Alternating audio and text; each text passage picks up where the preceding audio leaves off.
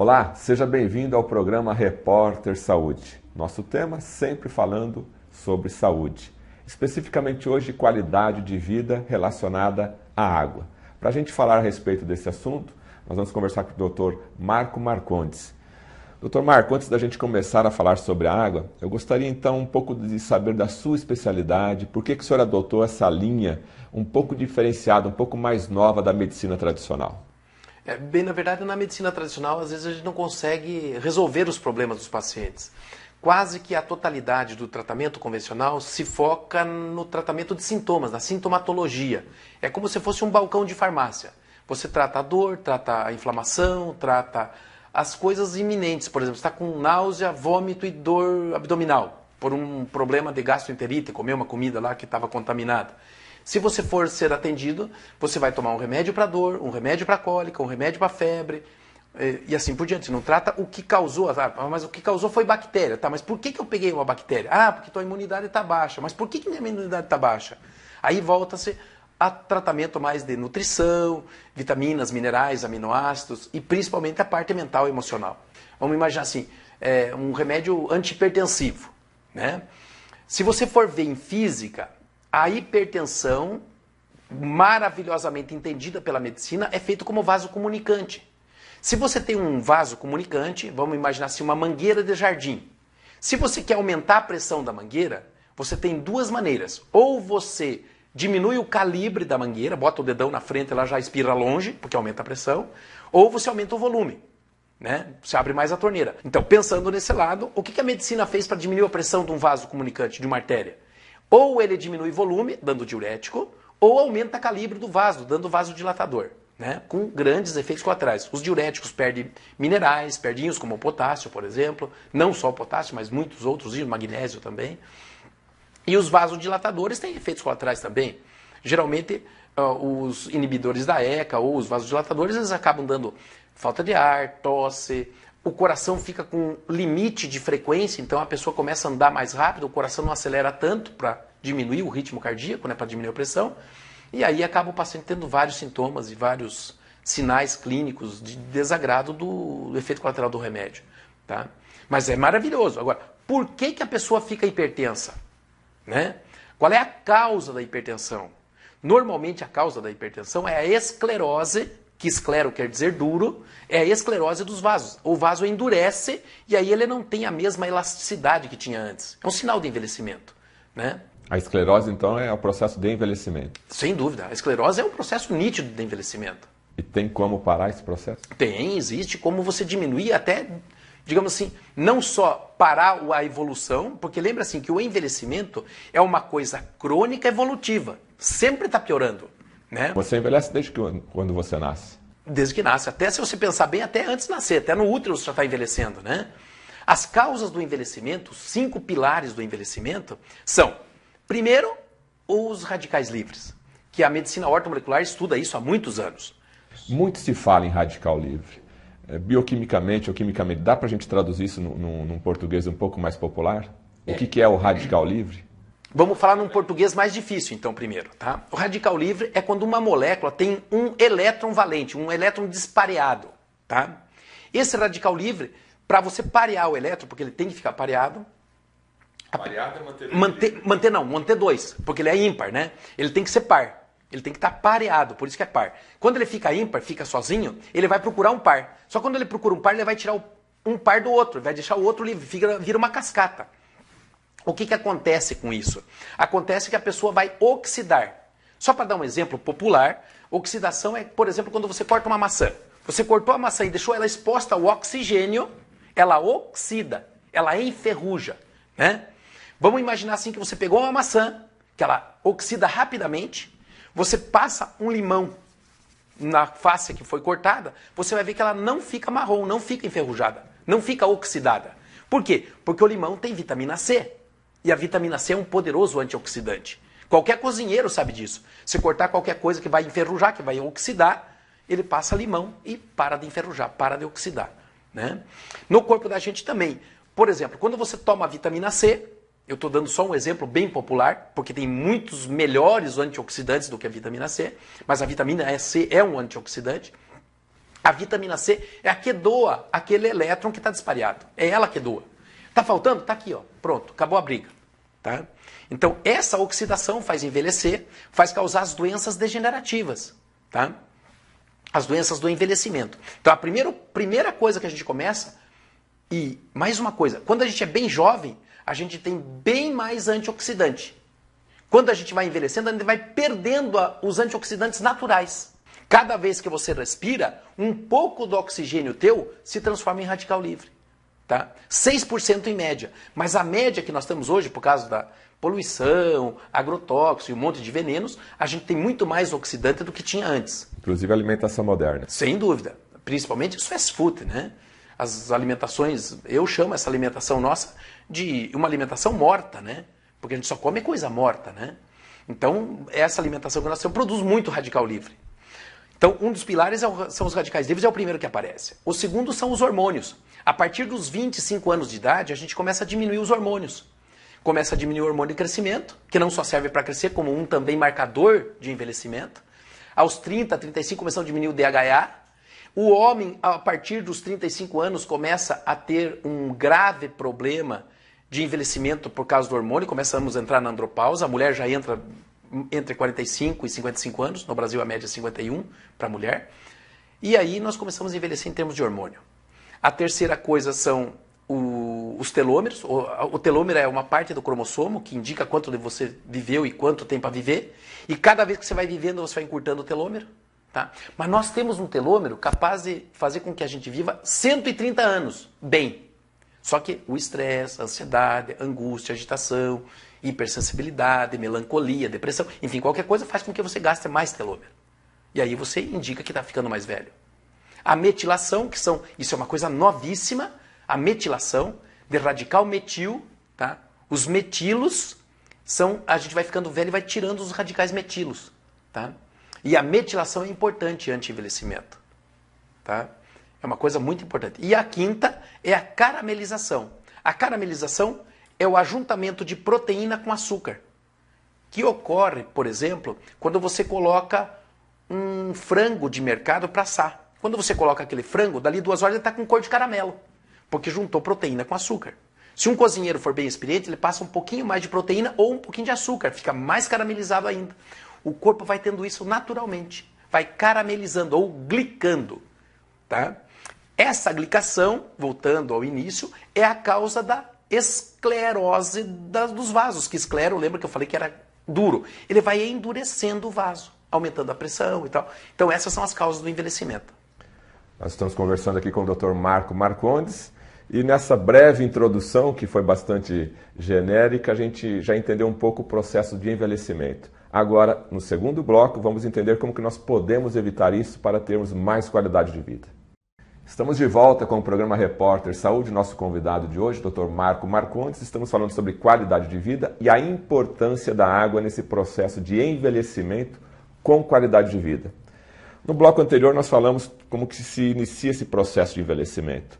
Agora, quais são as alternativas para retardarmos isso e, ao mesmo tempo, já falarmos da importância da água? Porque muito se fala de água, mas a gente observa que a população, água é tudo igual. Água da torneira, uma água mineral, basicamente é a diferença máxima que a gente observa aí. A garrafinha de plástico, está tudo resolvido. Ninguém lê rótulo. Se for tomar um vinho, ele para 1 hora para escolher o vinho. A cerveja, hoje até a população já está escolhendo a sua cerveja. E a água, deveríamos ter um cuidado maior para escolher a nossa água? E ela influencia no processo de anti-envelhecimento? Essa pergunta é maravilhosa, né? Primeiro que nós médicos estudamos muito pouco água. Na faculdade a gente estuda pouca água. A medicina ortomolecular tem umas etapas de aprendizado que uma delas é só água.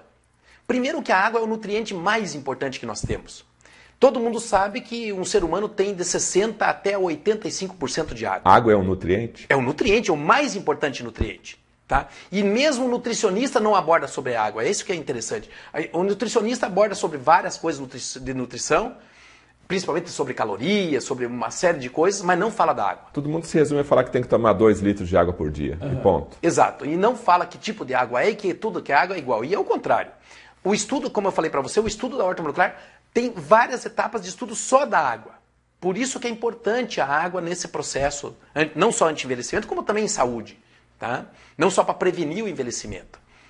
Por exemplo, o médico não sabe, por exemplo, você já foi num médico que te orientou sobre água? Não, nunca. Não, né? Então nós médicos precisamos orientar sobre a água. A água tem algumas propriedades dentro do corpo da gente. Como eu falei para você, nós podemos ter de 60% até 85% de água. Um bebezinho tem muito mais água do que um velho. A gente vai envelhecendo e vai desidratando. Nessa proporção, quer dizer que uma pessoa adulta com uma faixa de 70 quilos... Tem 50 quilos de água. 50 quilos de água. Você imagine, tá? É muita coisa. Muita importante, coisa. então. É importantíssimo. É o nutriente mais importante. E a água é um nutriente. Primeira coisa que nós temos que ver com a água hoje em dia é o frasco da água. Tá? Aquele frasco de plástico, que 90% da água que a gente vê e é vendida em frasco de plástico. Aquele frasco, submetido ao calor, ele produz um hormônio feminino chamado xenoestrógeno. E esse estrógeno é o estrone, que é o E1, tá? E ele é altamente proliferativo. Inclusive, o câncer de próstata se deve a ele, tá? O câncer de mama. Alguns órgãos têm muita sensibilidade ao estrogênio.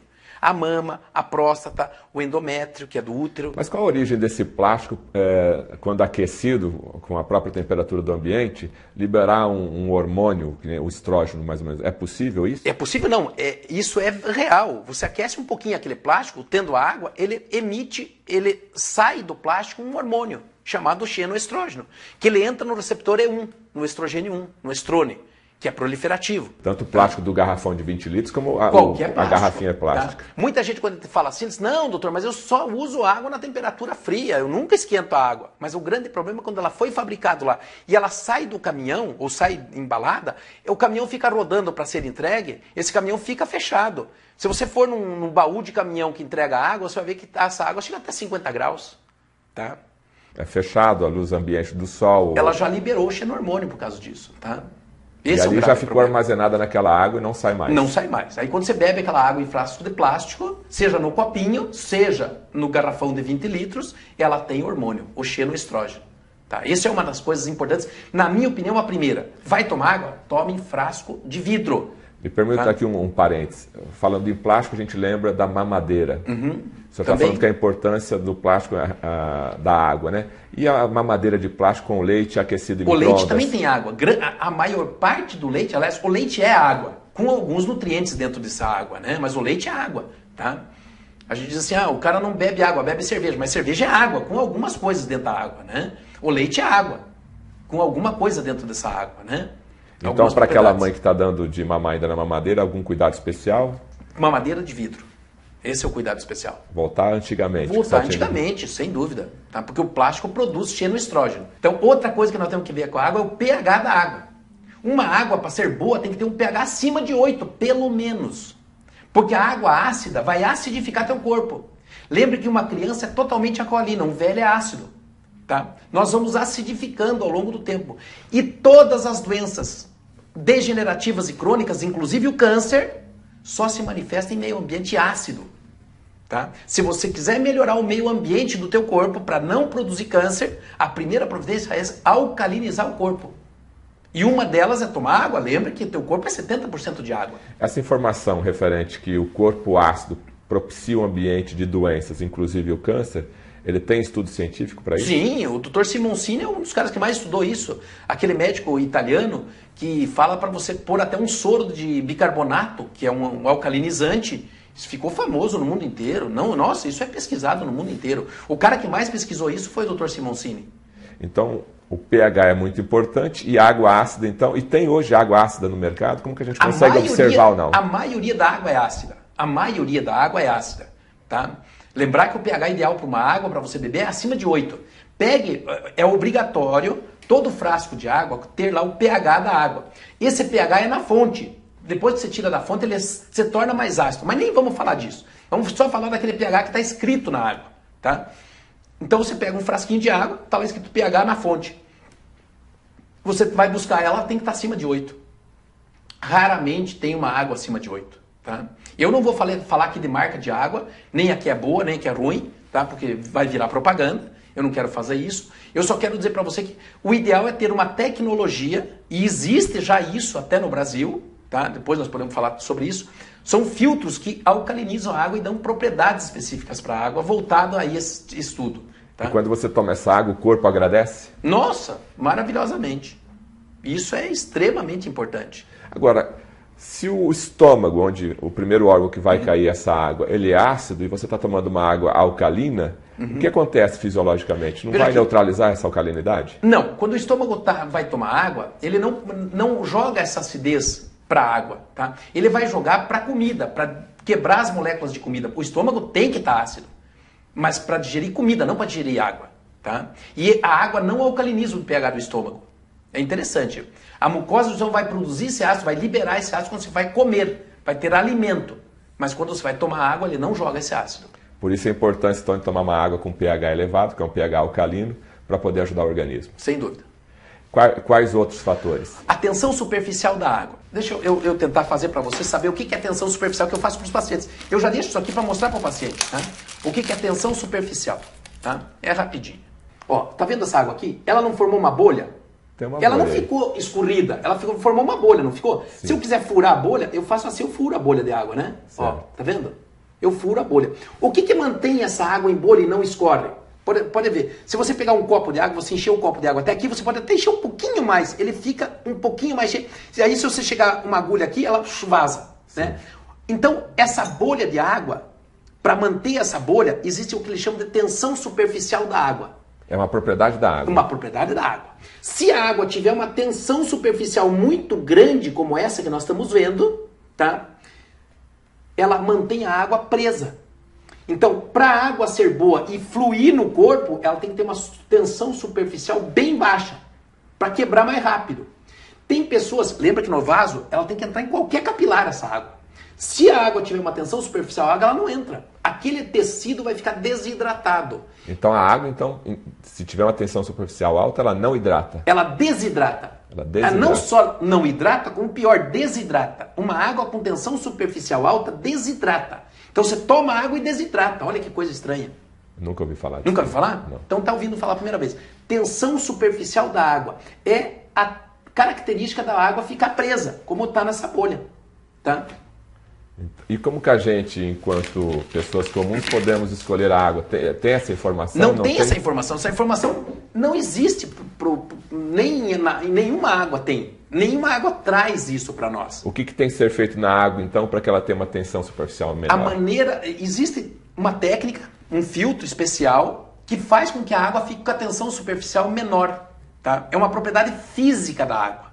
É só uma maneira, digamos assim, tecnológica para fazer isso. Resumindo, então uma água com tensão superficial baixa, ela hidrata mais e chega a todas as extremidades do organismo. Exatamente. Assim.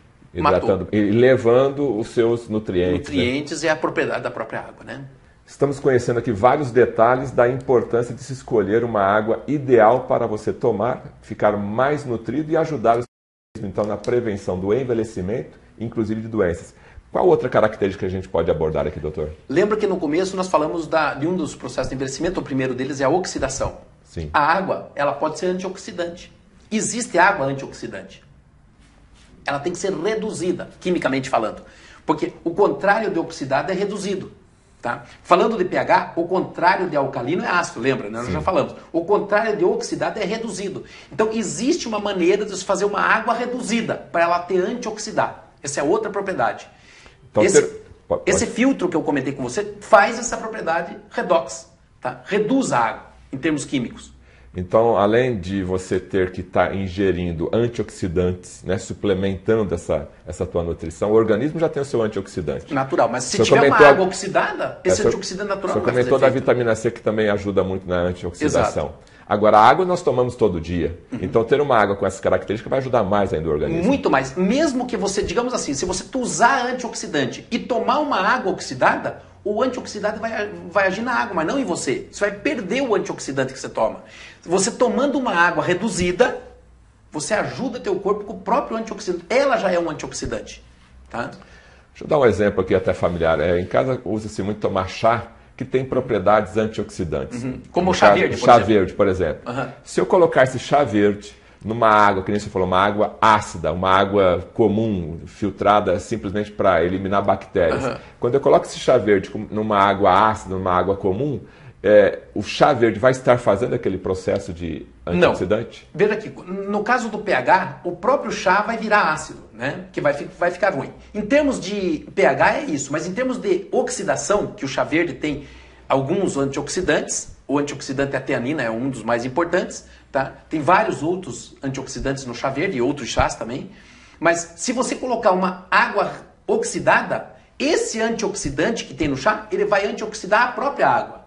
E não vai servir como antioxidante para o teu corpo. Lógico, você já vai tomar uma água menos oxidada, mas não vai agir como antioxidante para o teu corpo. Então você toma na expectativa de 100% daquele chá te ajudar no antioxidante. Ele então vai ali já ajudar. metade já ajudou, ficou na água. Acho que bem mais da metade, depende da água. Se ela for muito oxidada, provavelmente toda a propriedade antioxidante do chá vai ficar presa na tentativa de reduzir a água. Então a importância dessa água, a água ideal, vamos dizer assim, ela vai ajudar em toda a sua parte de suplementação de nutrição, do chá. Então você tem que ter uma água ideal para fazer a sua mistura do chá, do seu alimento. Para cozinhar, para fazer chá, para fazer mamadeira, para diluir o leite em pó, para qualquer coisa. Não somente para tomar. Não só para tomar, porque não é a água, bem na verdade, que a gente toma é pouco. Aquele copão d'água que você toma é raro, a não ser que você venha de uma academia, alguma coisa. Mas normalmente você usa muita coisa que tem água. A comida que você toma, a comida que você come tem água, porque ela é cozida em água, né? O chá, o café, a mamadeira que você faz com leite em pó. Tudo à base de água, né? Tudo à base de água. Outra característica da água? Outra característica da água que nós comentamos que é a condutibilidade. Nós temos que ver o seguinte, a água tem íons. Dizem que a água filtrada em filtro de osmose reversa deixa a água pura, sem nada. Realmente a água fica morta, porque a água tem que ter íons.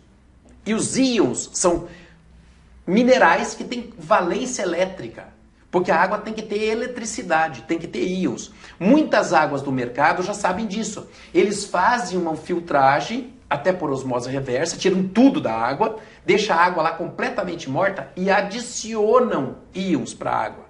Tá? Existe água assim, tá? Que pode fazer. Ela é enriquecida artificialmente. Artificialmente, tá? O ideal é você usar uma naturalmente, porque a natural tem muito mais propriedades do que a artificial. Aí coloca o quê? Cálcio, magnésio? Cálcio, magnésio, tem até substâncias alcalinas para alcalinizar a água, tá?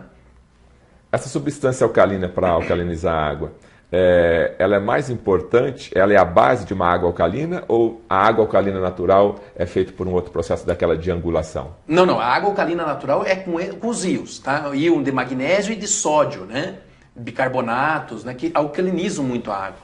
Se você tomar uma água ácida, o que você vai fazer? O teu corpo vai tentar roubar os teus íons. Vamos imaginar que ele roube. Qual é o íon mais abundante no corpo que é alcalino? É o cálcio e o magnésio. Então você toma água ácida, o teu cálcio e magnésio vai para a água. E aí você vai perdendo massa óssea. Talvez seria uma das causas da osteoporose. Um refri. Qualquer refri tem 2,4 de pH. Então quando você toma um refri muito ácido, e o refri não vem no rótulo qual é a acidez dele, né? Você tem que tomar 32 copos de água alcalina para tentar neutralizar aquele pH do refri. Tá? E quando você toma esse refrigerante, na tentativa do corpo querer equilibrar, ele vai retirar então esses minerais do próprio osso e do organismo. Exato, normalmente cálcio e magnésio. Então, como o refrigerante aí virou moda nos últimos 30, 40, 50 anos e a osteoporose cresceu também, tem uma relação direta. Completamente verdadeira essa relação. Mais alguma característica da água? Eu acho que as últimas características é a arquitetura da água. A água no nosso corpo, ela é hexagonal, ela é feita em hexágono, tá? É um hexágono assim, tá? A água vem assim, então aqui tem uma molécula de água, aqui tem outra molécula de água, aqui tem outra molécula de água. Seis moléculas de água em hexagonal, tá? Isso é uma propriedade da água que a gente tem. Normalmente a água que a gente toma, ela não tem essa propriedade. E essa propriedade é importante pra gente. Esse aqui é tão pouco estudado, tão pouco visto, que muito raramente tem alguém que saiba disso, dessa arquitetura hexagonal da água. Tá? E qual a importância dessa arquitetura para o organismo? Para a água fluir de uma forma perfeita. Ela tem que estar nessa forma para ela fluir nessa forma perfeita dela. Tá? Se ela tiver com outro desenho, dificulta. Dificulta, inclusive aumenta a tensão superficial. Tá? Ou seja, tudo está relacionado dentro da água. Exatamente. Tá? Com certeza o programa de hoje está levando para você várias informações a respeito da água que você não conhecia. Dr. Marco, qual a mensagem final, então, para alertar a população, para aquela pessoa que tem interesse em cuidar da sua saúde? qual mensagem o senhor daria para que ele observasse melhor a questão da água, da sua hidratação? A coisa é tão profunda, que nós comentamos hoje, é tão profunda, que não existe nem como a pessoa se cuidar nisso, porque não tem informação disso nos rótulos da água, não tem nada. A única coisa que tem, e já é muita coisa, é o pH da água. Tá? Isso já é obrigatório ter nos rótulos. Mas sobre a tensão superficial, sobre a condutividade, sobre o frasco. O frasco dá também para selecionar. Frasco sempre de vidro. Tá? Ou usar filtros especiais. Existem filtros hoje fabricados exclusivamente para isso. Tem gente estudando isso há muitos anos. Só que não é tão reportado. O que falta é divulgação disso, que tem gente que estuda isso há muitos anos. Já existe filtro, inclusive no Brasil, que faça essas 5 propriedades da água. Essas 5 propriedades da água têm a ver com o processo de ionização? A ionização é um deles, né? É um dos 5. Lembra que nós falamos, é o pH, o frasco, a tensão superficial, a ionização e a arquitetura da molécula, né? A ionização é um deles. Então, mas dessa reportagem, então, a única informação que está disponível para o consumidor é o pH. Então, se o consumidor já olhar o pH, já é um passo que ele está dando. Já é um passo, nossa, um passo gigantesco, tá? É um dos principais. Mas eu acho que mais importante ainda é ver o frasco que está a água, tá? O frasco de plástico tenta tirar da tua... O senhor não toma água mineral de plástico? Nunca. Eu tomo água filtrada. Existem filtros para isso, tá? Que daí eu ponho no meu copo. Eu ponho no meu copinho, tá? Aí eu ponho a água no meu copo. Tá? Quer dizer, são atitudes simples que está contribuindo no seu dia a dia para chegar a uma idade mais avançada com qualidade de vida. Exatamente. Aí quando sai de casa, que não tem o filtro em tudo que é lugar, né, obviamente, aí procura comprar uma água de boa qualidade, perceber o pH e frasco de vidro.